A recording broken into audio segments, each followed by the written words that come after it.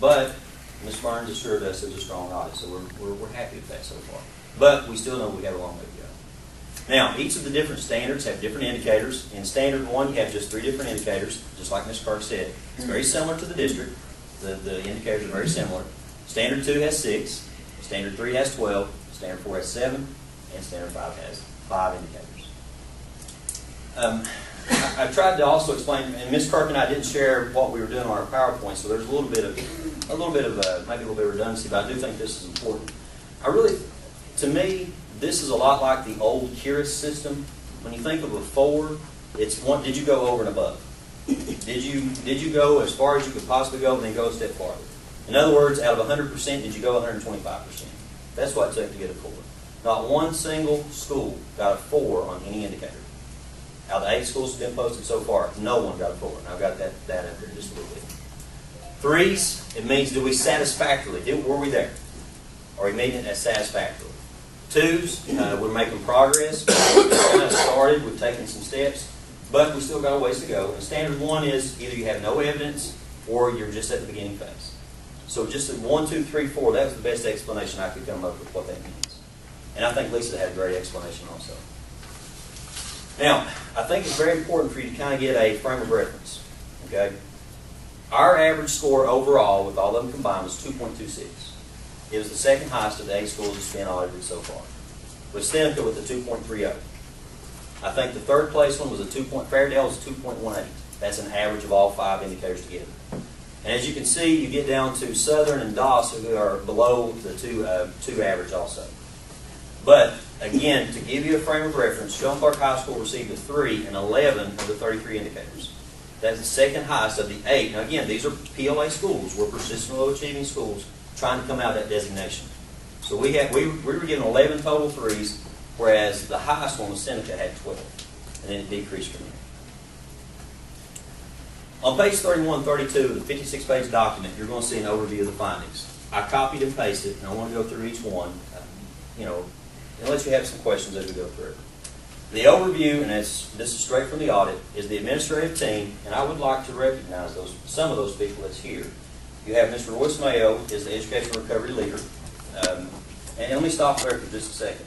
The process started with the teachers of Shelton Park High School sitting down over a 4 to 5 month period and saying, we're going to brainstorm how we're going to improve after the first audit. We came up with somewhere in the neighborhood of 75 different ideas. And we started off saying there's no wrong ideas. Now let's start whittling that down. What's going to work for a high school setting? What's going to work for us? We actually put together the improvement plan before the ER staff came in. As a matter of fact, if you guys remember 2010, we met AYP, we met NCLB. So we did some good things before, but let me tell you, we wouldn't be where we are now without these people. They have been phenomenal about helping us out in every aspect of everything we do, from data collection to also saying, hey, Mr. Fletcher, there's something else you need to do here. Let's move along a little bit. So they've been great for me as far as making sure we did the plan, but we're here to make sure that you're monitoring it and you're doing it. And that's Mr. Royce Mayo. He is the Education Recovery Leader. And then you also have Ms. Marianne Crace, who is our Education Recovery Specialist in Language Arts. Then Ms. Lisa Hess is the Education Recovery Specialist in Mathematics. Now, we also have other people on the leadership team. Lisa Kirk is part of our district leadership team. Ms. Ann Burns, since she's come on board with the state, since she's been our boss, she's done a phenomenal job. And you can give her a call at any time. I'll vouch for that. She will answer you at any time. Matter of fact, I think we were swapping emails at about, 9 o'clock Friday night, something like that. So, but we had some discussion there. So with that being said, you also have people like Frank Baldridge as part of our leadership team. And I think everybody in here has a great respect for him. Also, we have people like Melinda Willis who served on the leadership team with us to help us through the process. So the overview of the findings was the administrative team has made substantial improvements to the school's culture for stakeholders to experience. Compared to where we were 2 years ago, which was, we were identified after 1 year into my tenure at Shelton Park High School. There's some things that I need to do better. There's some things that need to be done better overall in our culture. Implementing professional learning communities, and I want to address our parents gone about paperwork. We have tried our best to implement time frames in the school day so teachers don't have to take quite as much outside the school.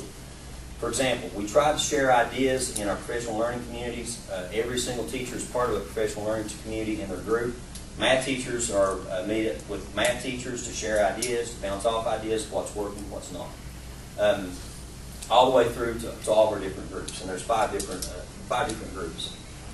There's one other person that I have to also make a comment about, and that's Miss Martha Williams. Miss Martha Williams is one of the finest administrators I've ever worked with. She has done a phenomenal job at the ATC as far as making sure that we're on track with career readiness.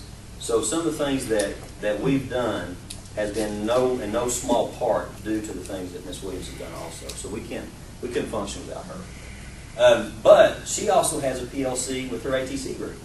Her staff members are coming to our faculty meetings, and it's more like we're one building. Would you agree, Ms. Williams? Yeah. So it's been a great environment to work with, and she's been a big, big part of that. She has her own PLC group with her ATC, and they also share ideas with us. They've been part of Red Zone.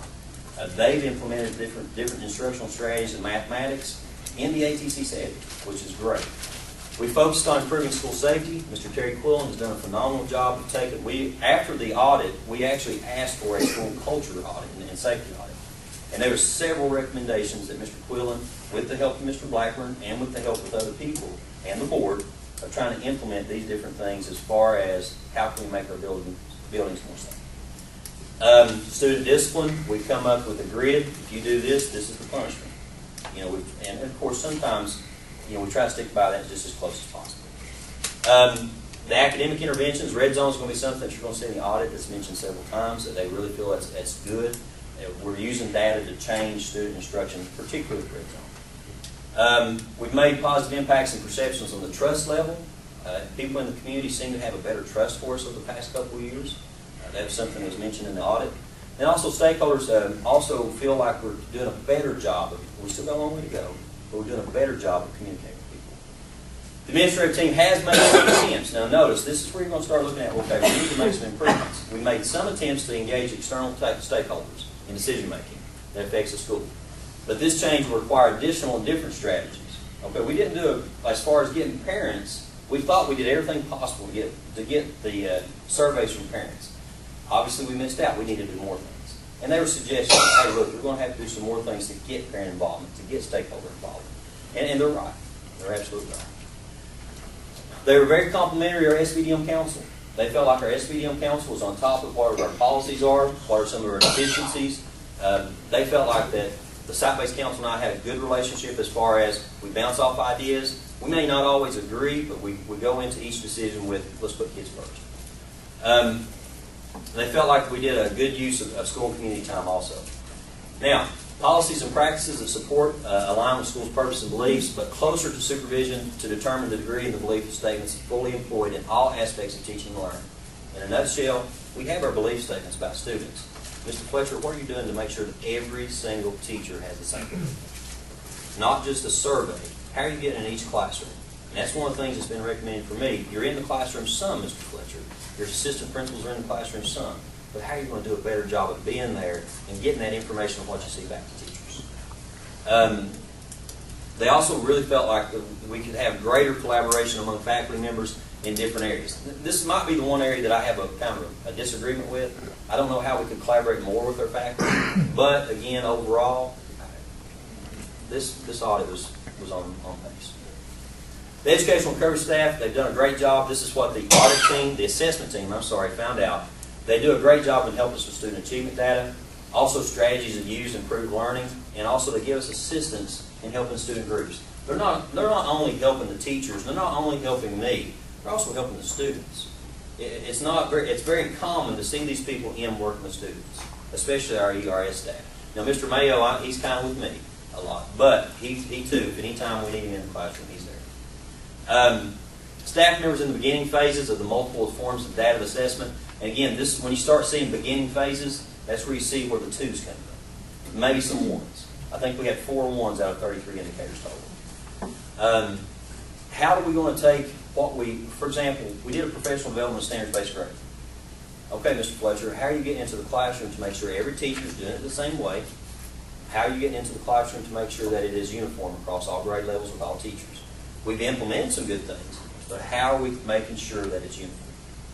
Again, this is from pages 31, 32. It is cut and pasted, and you can see that on those pages. Now, I want to give you some of my comments about findings. A lot of times when they had something positive to say, they would have a however or a but.